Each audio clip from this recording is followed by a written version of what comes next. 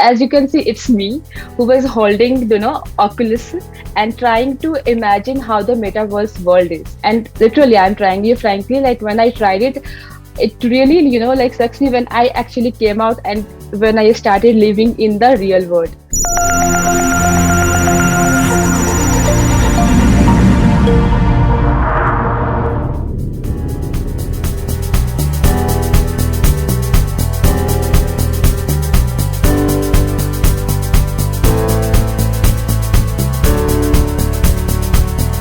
So hello and welcome everyone. Hope you're keeping well and staying safe. This is Hafsanju and I work as a community executive at Recro, wherein we work towards building an exclusive community for developers to help you get connected with like-minded people, build your network and grow professionally. So those who don't know about what Recro is, well, we are a developer-focused platform we're helping developers to meet the right opportunities by connecting them with the fast-growing startups such as CureFit, Swiggy, Udan, Dunzo, etc. So welcome to Recro Talks again. And today we are hosting a webinar on Is Web 3.0 the future? So our guest speaker for today is Suprabha Supi. Well, about Suprabha, well, she is a front-end developer with 4+ years of experience leveraging JavaScript to build responsive websites, mobile app, and interactive features that drives business growth and improve UX. So thank you so much, Suprabha, for joining us, and you may go ahead and say hi to the audience. Thank you. Thank you so much. Uh, uh, Hi, everyone. Let me, share my screen. Thank you so much for giving me the opportunity and being here to, listen to my talk. This is the topic which I'm going to present today, like Web3 is the future. Let's introduce myself first. I am Suprabha and I am a front-end engineer at Gojek. I am a self-taught developer and also I love to share, my web-related tips or resources, even whatever the current technology which I used to learn. I really love to share on Twitter as well as Instagram also. Uh, Before jumping to, like Web 3.0, let's start understanding the idea, like how the web has been evolving. Okay, so let's start with the Web 1.0 first. As we can see, it was there since 1989 to 2005. And we know, like in Web 1.0, we only go and grab the information. We used to, like get the information and read only. Because we don't have the permission to actually post something. We don't have rights to actually comment something over there, neither like also, right? So this is what actually Web 2 is coming in the picture, where we are actually currently in this moment where we can actually read also and post as well. So as we can see the blogging platforms, right? You can actually, if you are a like reader, you can go and read the contents. That's it. But if you are a like writer as well, then you can the post of the content as well. So that is the like, how the Web 1.0 was there as the read access. In Web 2.0, you are able to read and write as well. And this is what like Web 3 is coming, which is still, ongoing over here, as we can see. And in this thing, I would say like there is one more feature is going to be added, that is called interaction. So what does it mean interaction, right? I mean, reading, writing is fine, but what about the interaction? What does it really mean here? So if we can see in like a small example, if I would say, like right now, you can actually play a game on your phone, like you're playing some kind of zombie movie, right?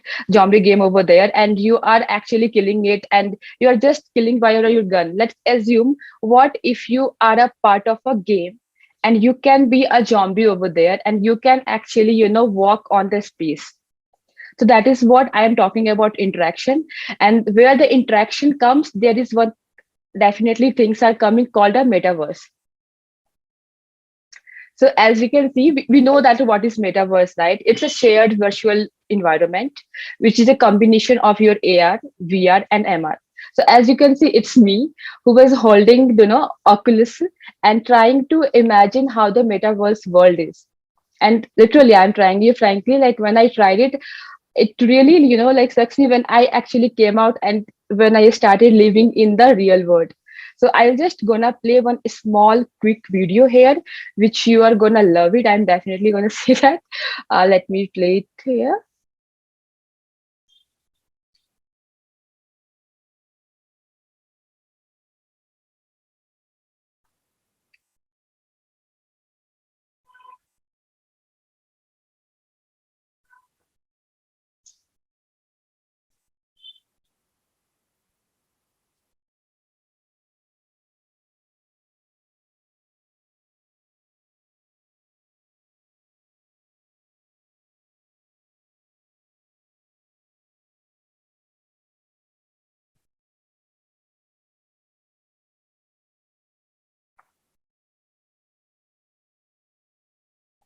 So as you can see, like this pointer, right? This pointer is actually, I would say, like pointing to some of the, like as we have a cursor in our laptop, the same way, like we have a pointer over there.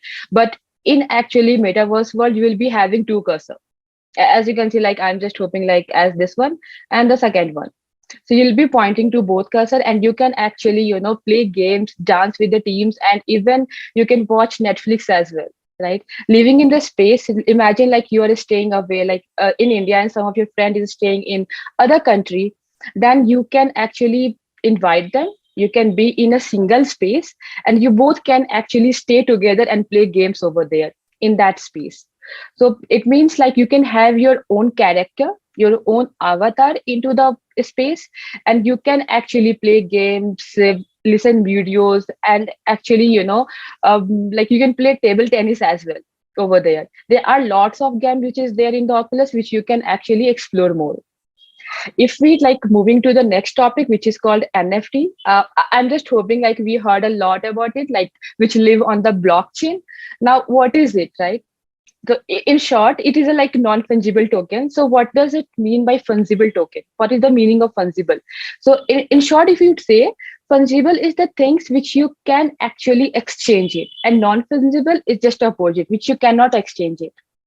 So let's take an example that I have a 500 of rupees, okay, and I'm just giving it to my friend, and I just need, like five of 100 rupees of notes. I can simply get it, right? I mean, that's not actually, I mean, issue over there because it's I have 500 rupees of note, and I'm just replacing with the 100 rupees of note to five. So now I can see that this is called as a fungible. But let's say I have one art into my hand. I cannot replace my art with five of, like the small art or like big art, anything. So that's what it is coming as called non-fungible token. So in NFT, so whatever you can see in the real world object, right? So it is trying to convert your digital assets. And if we try to see like what are the like NFT things which you can actually sell, so these are the few examples which is there, like your art, gaming, music, videos, even your post as well. So imagine you just tweeted something on Twitter and it got viral. So you can literally, sell it onto the NFT, even your domain as well. So I bought one domain, suprabha.nft. I'm not selling, but I'm just saying like you can actually sell your domain as well. You can buy it over there and you can sell the domain. So it is the like there's a like multiple platforms where you can actually sell it. Okay, I think there is one Q&A, so I'll just let me have a look once. I think if Metaverse is equally accessible for disabled people. Metaverse is equally accessible for disabled people. I would say like disabled. I'm just imagining like there can be two things here. Right now, I don't think so at this point of the time because imagine like if you wanted to see, it's like for visible, right? You have to like visualize the things over there. Second, you have to like listen as well. So imagine you are playing some games, right? Then it used to actually talk to you. Let's say there is one robot in front of you and you wanted to actually hold his hand and you wanted to dance. Now, until unless you won't able to listen what he's trying to say. So at this stage of time, what I can say, it hasn't not been built so that you can actually, it will be accessible for disabled person. So yeah, in terms of like your second question, like why do we people need to write, buy the NFT? Just gonna tell you the answer soon. Let's see first, like what are the NFTs, has been sold is like the most expensive NFT, I would say. We can see these three NFTs, right? And we can see like I just noted the, I mean, money as well here, like $91.8 million here for the merch. And this is a collage which has been actually created by uh, Indian people, like Indian guy who is like I think under 30. This is like human one. So you can see like how expensive is it, right? And the question like for your answer, like I would say, as we can see, right? Why to buy NFT? If we can simply download, let's example, we are like seeing something music, let's say. We can like listen to the music. Then why do we need to buy it? I would say like it is a human psychology. I mean, you don't have to own it if you don't want, but some people want, example, if some music is there, if some like images are there, like say you are saying something, on like you search something called flower, you actually searched it out, you got the result, and you actually downloaded into your phone and kept it as a wallpaper. Now you can say like it's your wallpaper, that but that doesn't mean that it is your flower, like which you took the shot. It has been owned by someone else. So anyone can download and view, but they cannot own it. So to like make it as a like like to own that thing into your name, you have to actually, I mean, buy it. I'm just like hoping I will be able to answer. um Okay. Is there some organization who controls NFT, and where does the blockchain exist? Yeah. So like the questions which I am saying, it has like the kind of, I would say architecture level understanding. So we'll definitely moving to architecture. We will understand like how front end and the back end and the blockchain, right, has been actually architected. Plus, in terms of NFT, as I said earlier, it has been built on the blockchain, and now blockchain is like we has the concept under the web3. So this is like like I would say like there's two more terms which will be coming. We can heard more about blockchain, we will be hearing more about the decentralization as well. So this is the two main actual responsibility which is coming under the web 3.0. Let's see like the capabilities as well, like why the like why we are actually moving to like web 3.0 and how the capabilities is. In web 2.0, as you can see, like the social post which you are tweeting, or maybe like the insta post, or any like post which is there in the social, it can be deleted by their platform. The same like the payment gateway, they have the rights to deny your payment as well. Even your server can also go down for any services. But in web 3.0, right, it won't be like your platform doesn't have access to delete your post over there, and server cannot go down as well because it is decentralized. And in web 2.0, your server is centralized, so it has only one server which has like all your connection over there. So if your central authority is going down, your all the related whatever the steps you have connected to that, it will also go down. But in web 3.0, it doesn't act like that. Yeah.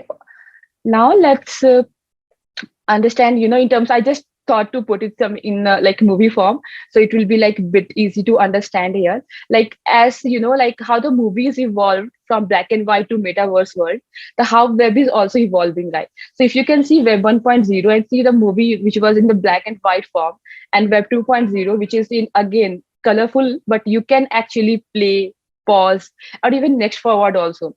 The actionable thing which you can actually do in web 2.0, like commenting, posting, or even liking the comments, like the post and all. In web 3.0, the same, where you have a metaverse world, where it's not only like seeing now, because you can be a part of it. So that's what like actually metaverse world and the web 3.0 now. There are few features in web 3.0. So first, definitely it is, it has been built on open source software. And to interact with any content, you don't need any actually middleware over there. You can simply go and interact with the content. You don't actually share your permission as well. Anything like example, if you are installing any application at this moment, any big application, then they are asking for your permission to share your location, maybe your contact, right? But here in web 3.0, none of the application will gonna ask your permission, so your personal information will be secured. It is self-governing, definitely, because as has been built on open source software, so the decision used to be made by community. It doesn't have like one single person who can make any decisions. So there is a community who is behind it, who has the rights to take the decision over there. And as it is a decentralization, so it will be robust as well.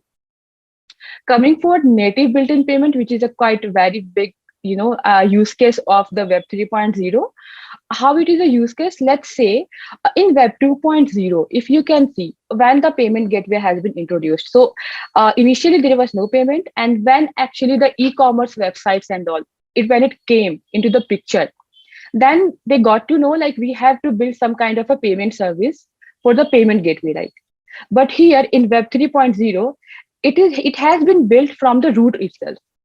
So that's why like it is secure, and it has like more, I would say easy as well to integrate over there. Let's see like payment as well, payment section here. Like in the payment section, first check out, like web payment, which is right now we are using PayPal, Stripe, Google Pay payment, and many more, like the payment gateway which we are using right now, which has been created billions of dollars, by just enabling their electronic payments. So one after enabling it, as you can see how they have actually got the far, right? In terms of like, if we can talk about native payment, these two actually crypto wallets for native payment, which is very useful, and they are actually secure. And as we already discussed, why it will be secure and easy, it will be anonymous as well. And now, why is it? As you can see, if you are transferring the money right now to any of your friends or any of your family, then you can see like you will be able to know like who you are like whom like we are getting the money. But in like native payment, you won't, because there will be only one thing, which is a wallet address. So by using a one wallet address, you will be able to know, and like it will be anonymous. That's why. As we're talking lots about centralization and decentralization, let's understand like how it is different. So as you can see, centralization, okay, let's assume this guy is a common friend of this whole, like friend group. And if he leaves out, there will be no relation, there will be no friendship between others of them. Let's say in here, in decentralization as well, he is not a common friend now. I mean, even though if he is leaving, if any of one is leaving from the team, there is, I mean, nothing will get break, because they have their own connection across their path. Let's deep more into that to get more understanding about it. So in centralization, if you can see, it is like higher performance, and as it is a centralized, right? As it is a centralized, so it will be easier to implement. But as it is like it has only single point, it is a common friend. So it will be, like once it will get removed, there will be no connection, right? That's why. So that will be a single point of failure as well. Even the network also can be controlled by the single authority. But in decentralization, there is actually, no single authority. So anyone can actually participate in the network. And even there is no single point of failure as well. And as it is a decentralized, so for one accessing, there will be multiple server. So it will be like little bit hard, or more, I would say like more complex to implement over there.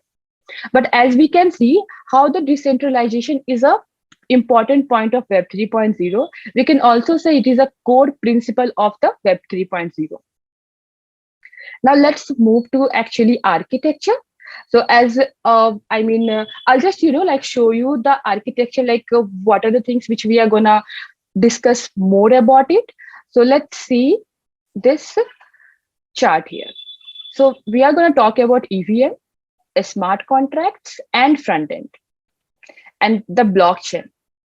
So you can see how the role of the blockchain is there in the Web3, right? But like moving to Web3 architecture, let's understand, like get the idea about like Web2 architecture, which will be easy for us to, like understand like how the connection has been made. So this example, this is a user like who is actually searching in, let's say like tutor.com. Okay, he's searching for the website, and which actually hitting a web server, which will be like have your front end, back end, and then DB. In the database, you can see like database has the storage for all your information, like I would say user information, posting information, comment information, everything it has. So backend is like getting that information, sending to the front end, and front end is responding back to the browser. So that is how the implementation is there for the Web 2.0. Now let's move to Web 3.0 architecture. This your front end, right? It will remain same. There is no changes in your front end. It will be like gonna here's your web server, which will be having your front end, which has HTML, CSS, JavaScript, or any framework which you wanted to build on top of it. So that will be there. In terms of backend, right? That will get changed over there.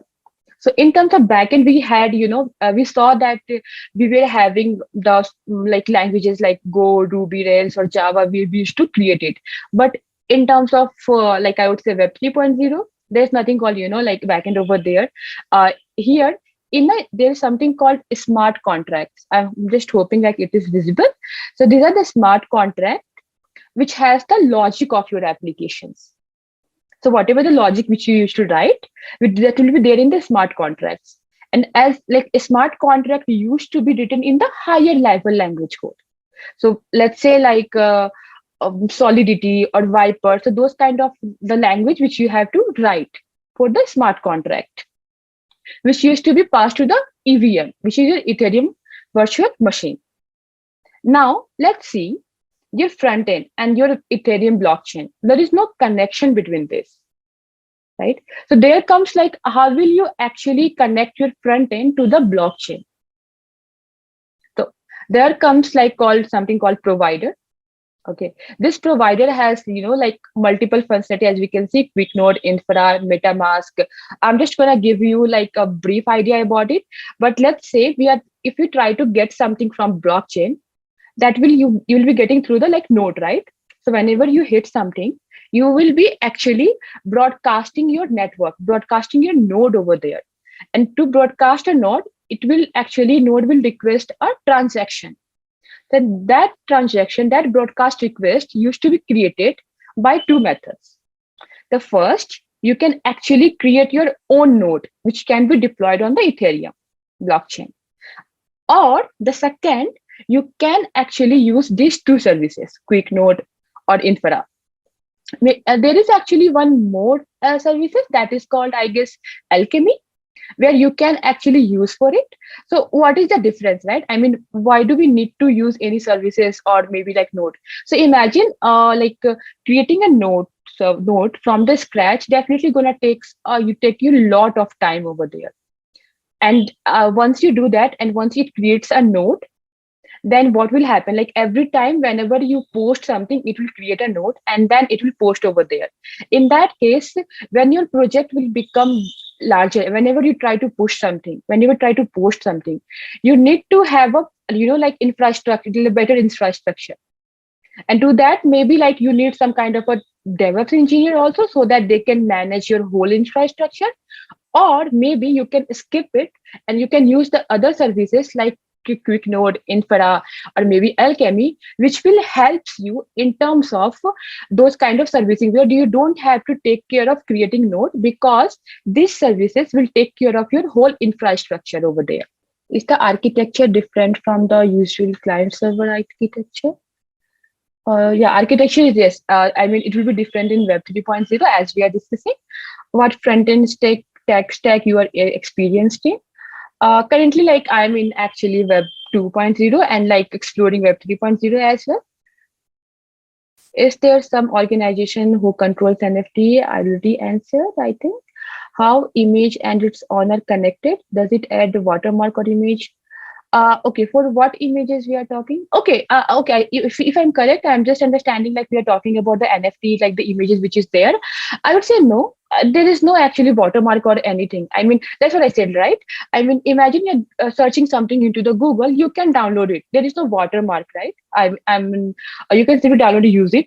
So it's just like in terms of owning it, that is the picture of, that's what I said, like it's a human psychology and nothing much. If you really wants to own it, if you really wants to have something on your name, you can actually put it on your name. That's it. So that if in future, if someone wants to like buy it or maybe like use it, they maybe need your permission, or they cannot say like it's theirs until, because the owner is you. DDoS attacks? No, I don't think so actually. Is crypto wallet a provider?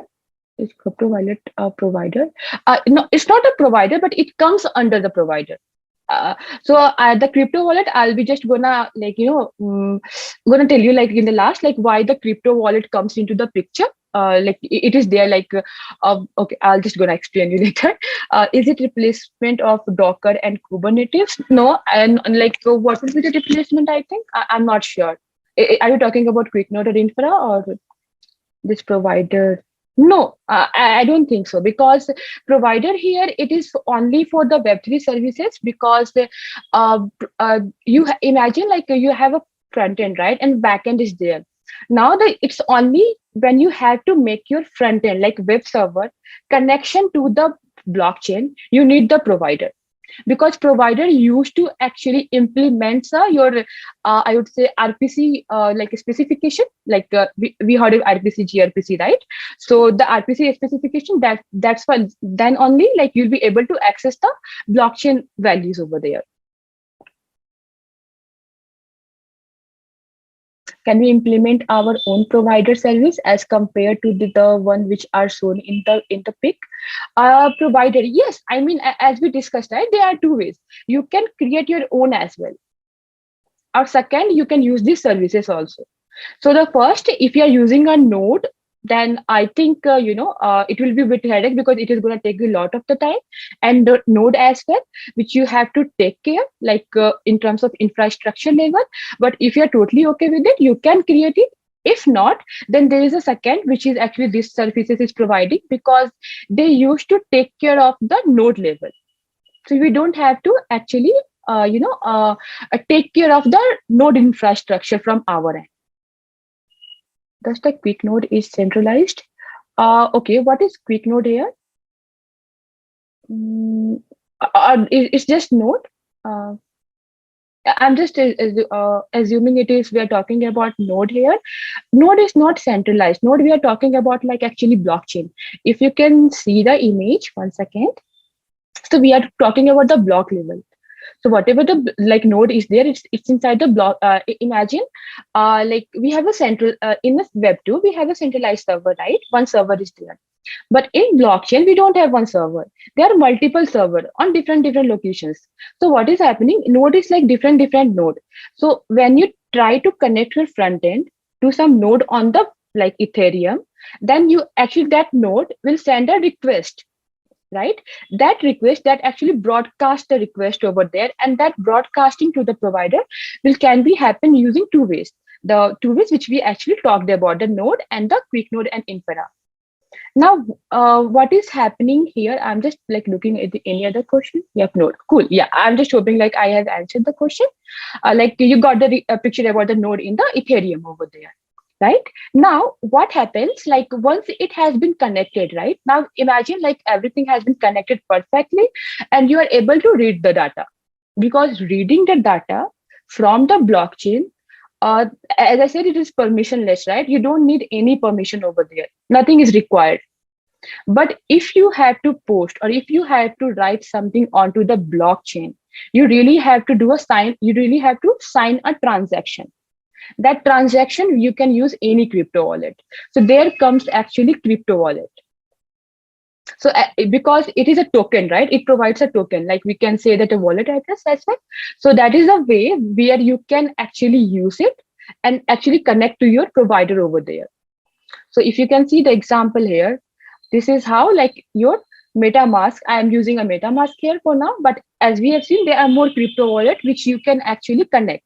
So let's say I'm signing with the MetaMask, and we are browser with the front end here. So it is getting connected, right? So now, as we can see, we are using MetaMask to connect. We are able to write it down also, but writing every time to the blockchain, do you think like I mean it will be like because as we like spoke earlier, writing everything on the blockchain will cost you a lot. So whenever you try to write something directly to the blockchain, example, you're posting something, right? And we are posting frequently. So whenever you post something on the blockchain, and for that services, it will charge you. And that charge is a lot actually every time. So instead of that, you can actually raise one more cost cutting service, which is there, IPFS or swap, which you can connect with the provider. Okay. Can we manipulate in blockchain? I mean, if you manipulate in, it seems like, can we write? So if yes, then I think as we are writing, but for writing, you need to have the access actually, you need to have the token. You need to have like, as I am connecting our MetaMask key. So you have to be, as it not maintained by anyone.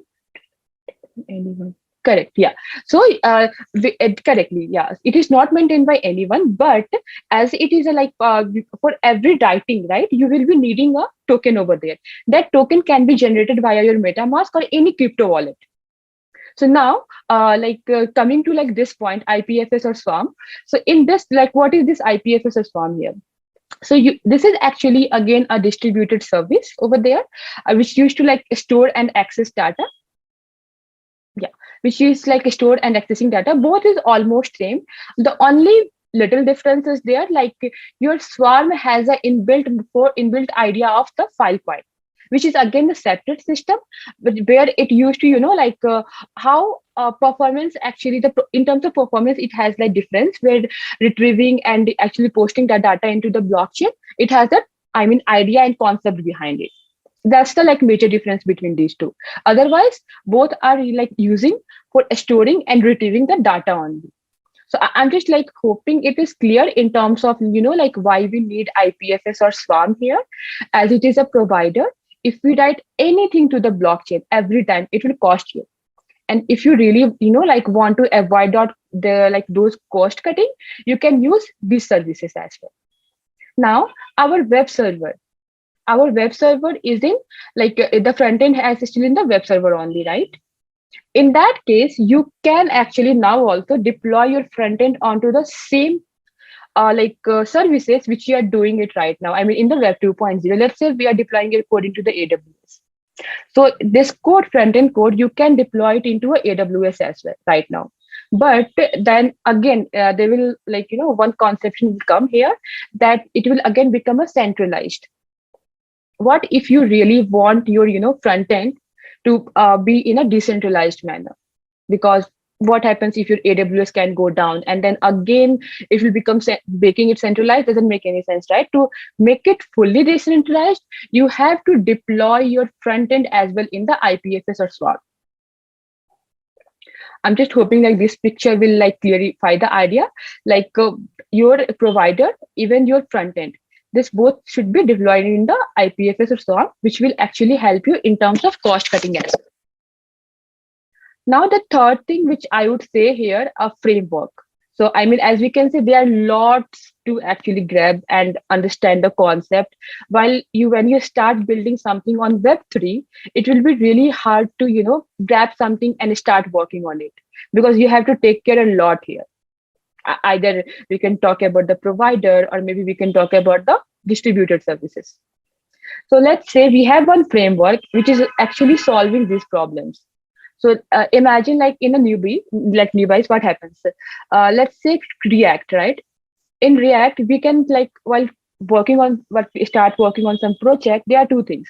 Either you can use CRA, or maybe you can create your own wrapper, like writing the Webpack code, and then you can like setting it up.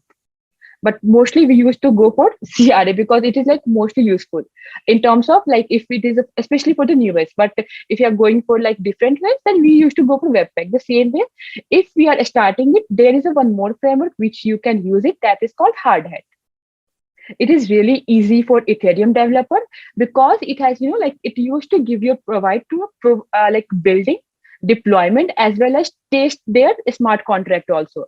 But the best feature which I loved in Hardhat is like they are providing console log. It's same as like JavaScript only, like because debugging will be like so smooth over there in Hardhat. So that's why like it's I found it pretty very cool framework over there, in terms of if you are actually starting with Web 3.0. Let's move to Web 3.0 applications. So what are the applications which we have, right? What are the applications which we have in Web 3.0 at this time? These are the applications which is there, like Siri, Wolfram Alpha, Itlands, and many more. So Siri, it's not only Siri, it's like part of, I can say that uh, Samsung Bixby or Amazon Alexa, where is where the like idea behind is like voice recognition, right? So that if you search, like if you like say something like find the nearest restaurant, they will give you the like answer very quickly. So that is the idea behind the Web 3.0 here. In the Itlens is actually a finding the job platform over there, but it is actually like the payment there. The payment used to be done in the cryptocurrency. So previously that those concepts were not there. But as we can see how Web 3.0 is getting evolved here in the future, and how it is actually connecting to, so that the employees or the candidate can get the paid in actually the cryptocurrency itself. Something there is something called Wolfram Alpha also. Wolfram Alpha, I would say, I'm just hoping like people have like seen or used it also. Let's say like one example, like if you're searching or if you're trying to find some solution for mathematics problem, right? Then actually you can simply copy and paste over there, and you can get the result. But afterwards, like when it moved to Web 3.0, the results are really so fast. The reason behind is because of the semantic web, which we almost like little bit discussed about it. But let's say like what is like semantic web. So in a short, like semantic web is not equal to Web 3.0. It is totally different. Web 3.0 is just using a tech which is the based on semantic web and the NLP for machine readability, which actually helps computer to understand the like terms and the content which you're trying to search. That's why we used to say like you like moving to Web 3.0, your search efficiency is getting really great over there because of the concept here. So I'm just hoping like we have heard about semantic HTML tags and all, right, which is helpful in terms of SEO. They're also like it is really helpful in terms of understanding the tags meaning. The same way here, it's not actually the kind of like how the tag is working over there, but the visualization, as you can see, it also like try to understand in terms of like so that the AI can easily understand it. Blockchain is decentralized. There is no one to check whether the information is correct. Blockchain is decentralized. Yes, blockchain is decentralized. There is no one to check whether the information is correct. Yeah, that is true. I mean, but what information we are like, thinking so that should we get checked over there? Because I mean, what I am thinking, like, once you put something, I mean, okay, like when I was creating the MetaMask, right, the wallet address.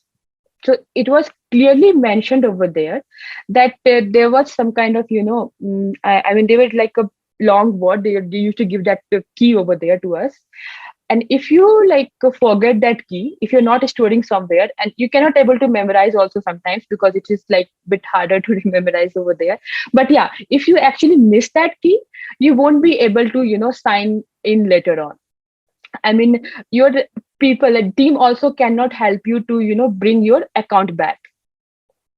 So that is what clearly. So that's why I'm saying, like, in the blockchain, as it is decentralized, definitely there is no one else to check your information over there. It is correct or not, right? But in terms of if you can see your account also, the wallet which you are creating there as well, no one is there who can help you if you will forget your data over there.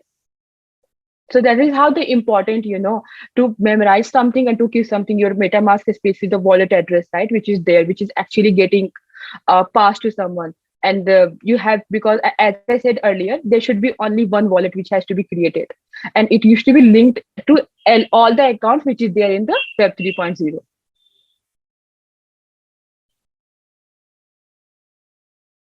How identity works in Web 3.0. So identity is only tied to the wallet address. So whenever you try to interact, there is the only one thing which is a wallet address. Now, wallet address, as we discussed, it will be anonymous. You don't have, idea about like whom wallet address is this and whom you're actually gonna share it. Okay. As we already talked about this as well, like if you can choose the same wallet across multiple decentralization applications. You don't have to actually create, you can actually create it, but if you don't want to, you can actually use the same wallet across the multiple decentralization applications. This is the roadmap. Like if you're like much more interested and like wanted to learn about it, here is the roadmap of Web 3.0. Transaction. Yeah, exactly. So that's what I said in transaction, right? So there is a token only. By using that token, that wallet address is used to get verified. But that's what I said in starting, right? Even we were discussing about the payment, like in terms of web payment. Payment gateway can deny the payment. It has the rights, but in Web 3.0, there is nothing. I mean, no one can deny it. If you are transferring some money to someone, I mean, it is impossible. You will get to know, the person will get to know who has actually transferred, and the idea behind this. How to create an NFT? Simple copy paste and paste over NFT marketplace or something else. Okay, how to create an NFT? So, are we talking about some kind of, because I have seen there is something called OpenSea, which we can see that there are lots of things which you can actually upload there. So, if you are talking about creating an NFT in terms of the images or something like that, or maybe art or videos, then there is an account. I mean, you just first have to actually create your account in MetaMask or Taurus. Once you actually create in crypto wallet one account over there, then whenever you try to upload, right, when like log in into the OpenSea account, you have to link your account to that MetaMask, and once it has been linked, then you can actually upload your like whatever the things which you have to sell onto the NFT, you can simply just upload there. Are the sensitive data class 1 type okay to store in blockchain, given the fact that there can be data mining attempts as well? Yes, I mean, okay. So as we discussed in the architecture level, that the code, right? Whatever the code which you are writing in blockchain, sorry, in smart contract logic of your like application, right? It used to be stored in a state. And that state used to be part the and your node. When I'm talking about node, I'm talking about the Ethereum blockchain nodes over there. So your blockchain also has the access of your. It used to have the copy of your code over there into the node. So they have the access. I mean, as the state machine used to be deployed in the publicly, and when you think of making something decentralized, you will be deploying the things publicly only. So it will be easy to actually inspect element over there. However, blockchain decentralized when wallet companies are used to access them. However, blockchain decentralized when wallet companies are used to access them. Okay, what wallet companies are access, like I don't think so. Like it can be as a okay, blockchain is decentralized, but on the blockchain there is a wallet which has been built, right? So wallet, I mean, blockchain is decentralized. That is true, but wallet companies, they cannot access any data over there. There's only one thing. When you try to upload the data, also like when you try to create the I would say when you try to create the account and in MetaMask, then you will see like they will actually ask your one information, which will be your I think one ID. But when it has been uploaded and when you try to upload something or transfer something, you can see the Ethereum, like the list, the logs, right? You won't be able to see any data over there. It will be like it used to be handled via the addresses only. So there is no information which has to be passed. Can the account be tracked back? No. Can illegal payments become easy with Web 3.0 as identity is hidden? I mean, yes. I mean, it is like free, right? There is nothing who is blocking and payment gateway. So I would say like it is a pros as well and cons also, so that it will be anonymous. But as it is anonymous, so anyone can do anything over there into the Web 3.0. If you, I'm not sure, like have you heard about the NFT, like few of the news also or not? The thing is like people used to say like imagine you wanted to buy something on NFT. Okay, let's say like one game is coming and you are actually adding the money on top of the game because you can see that the banners and all are looking really great. You can think that when it will launch, that then you will get lots of money. But imagine only the banner is there. The person who actually said it will be going to be launched in one month, but now like because you already transferred the money into their account, right? and the person, you don't know like whom you are transferring, because you're just transferring to some address over there. You won't know like whom you're transferring. So what happens, imagine the man who was actually said, promised like they are going to build that game, they're not building that game. They just like took your money and then just left over there. So those kind of things also is happening. So it's definitely like I mean the pros and cons are, I would say, like it's everywhere, right? So we even are investing on NFT or doing something over there onto the blockchain over there onto the Ethereum, you have to be taken care of, and understand the like criteria as well, like the understand like what imagine like if you're buying something on a stock level, right? You have to research it better before actually just buying directly.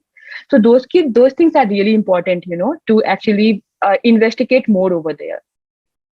If identity only restricted to wallet address, that means money laundering cases will never be caught by cybercrime. Yes.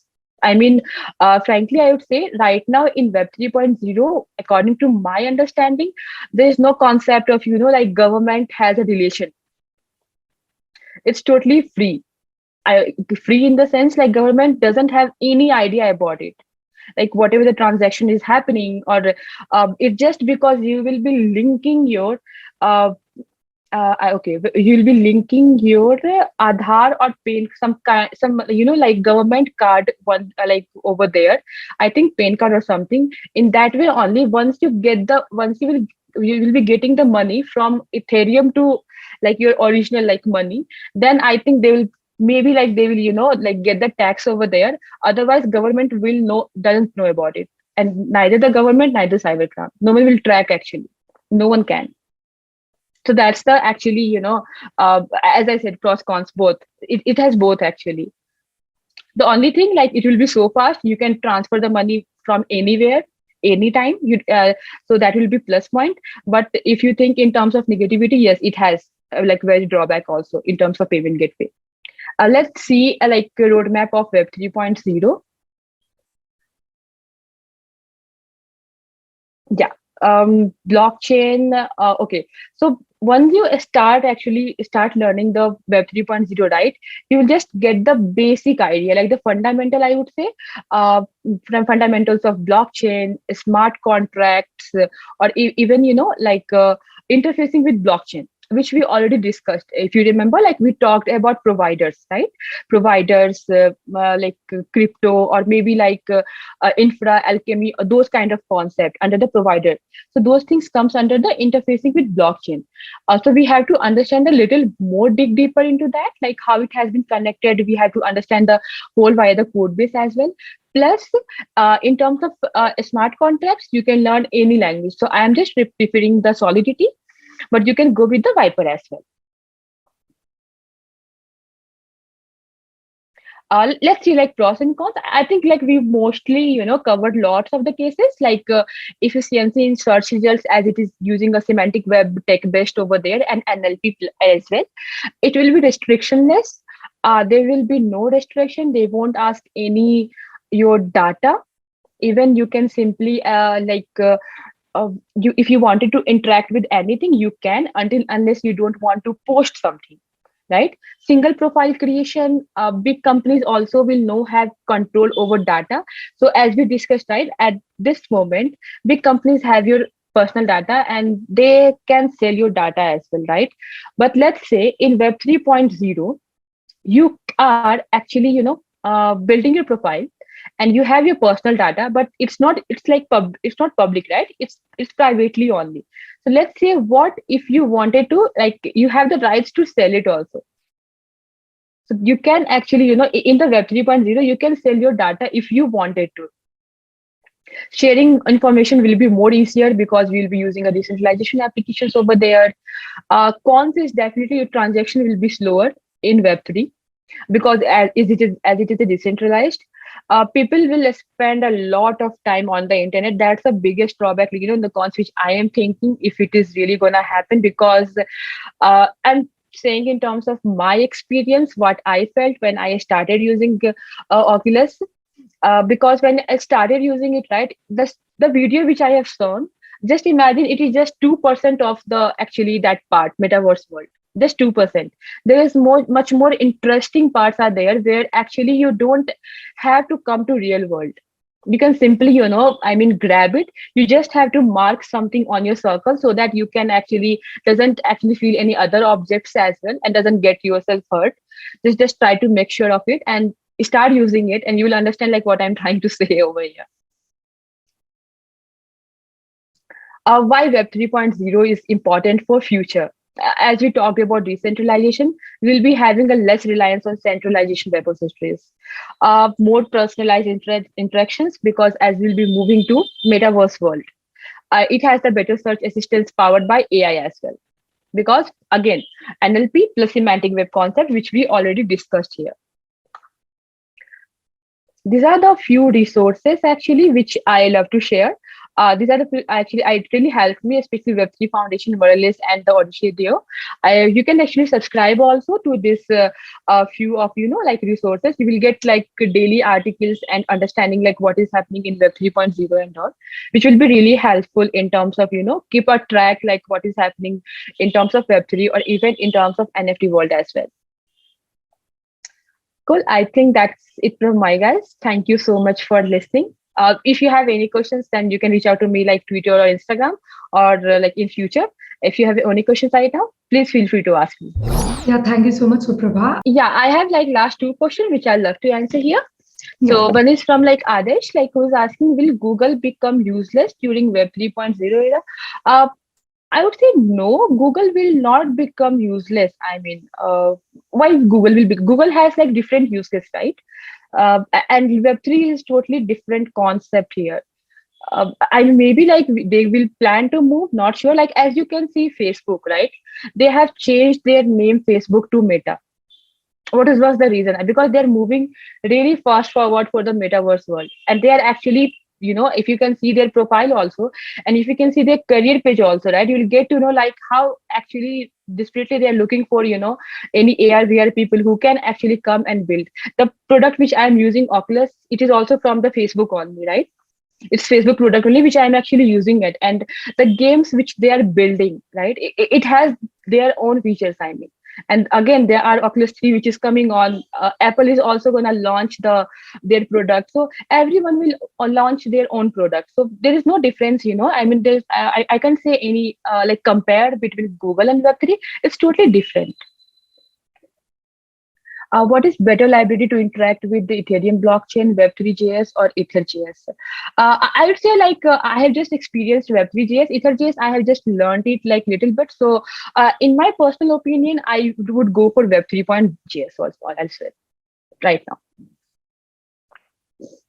Is there any way to track the IP address of the transaction? No, you can't track it. I mean, what do you mean by track? I mean, if you wanted to imagine if you're buying something or if you're just uploading something, okay, if you're uploading something, then you will be able to see the log, because whatever the things which you're doing, it is creating a hash, it is creating a IDs over there, and you can actually see into the log over there, which has there in the like their portfolio. So not sure like anyone has actually created the account in NFT or buy or maybe like uploaded something onto the NFT or not. But imagine there is one more thing. There is something called gas fee. Okay, so imagine you are uploading something. Let's say you are created one art. Let's say I'm just building this Instagram, but different art. Okay, and I'm just thinking like now I can sell it because I built it pretty very well. So now I actually uploading into the NFT. There will be two options when you will be selecting and when you will be actually selling Ethereum and Polygon. There's like different concept. Again, I don't want to go much deeper, but yeah. So Ethereum will actually take a very high gas fee. Again, gas fee is kind of, you can say, stock which used to be varies according like how instantly actually Web3 I mean blockchain is getting like the users are interacting with it. So if you like users are interacting a very much over there on that time frame, then the gas fee will be higher. And if not, then it will be lesser. I mean, it can be like $10, it can be $500 also. So you have to be aware of this also when you are actually uploading onto the Ethereum. But if you are uploading onto the Polygon, then there will be no gas fee. So these are the few things actually when you actually try to use NFT or maybe create an account in MetaMask, then you will get to know. And when you like upload something, then there will be pages that will be called as a log. When you open it, you will see the tracking. In the last, there will be one link. When you click on it, you will see another link. So that link is still it's progressing. As it is decentralized, it has different location, right? It used to be, it doesn't store in only one location, doesn't store in only one node, right? So it will be really hard to track it for other people. For you, you can able to understand like how it is going, but you cannot track others. That was the last question, and that brings us to the end of this wonderful session. I would like to thank each one of you for joining us. Hope you learned something from this today's session, and we will look forward for your post on LinkedIn along with your key learnings.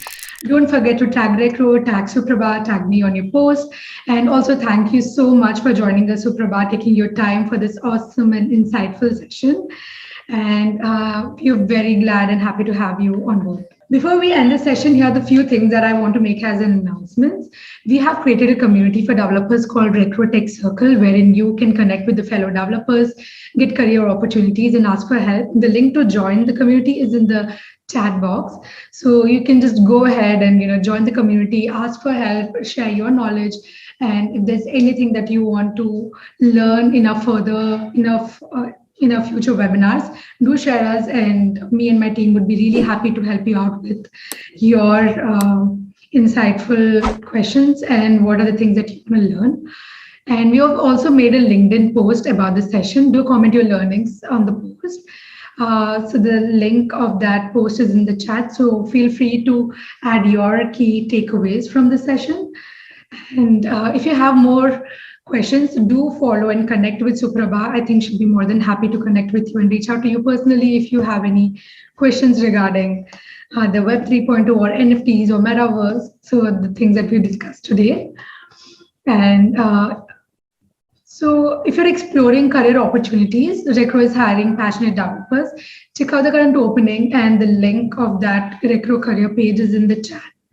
So you can just go and find something for yourself, find something for your friend, or we'll be more than happy to have you on board and get you placed in the A-grade startups of the country. And to stay updated with such events, follow us on social media. Follow us on Twitter, LinkedIn, and do subscribe to our YouTube channel. And we'll be more than happy to have an insightful webinars and bring really experts like Suprabha on our panel to discuss the further topics on various domains. So that's all for this session, guys. Thank you so much for joining us. Hope to see you in the next session. Thank you and stay safe. Take care.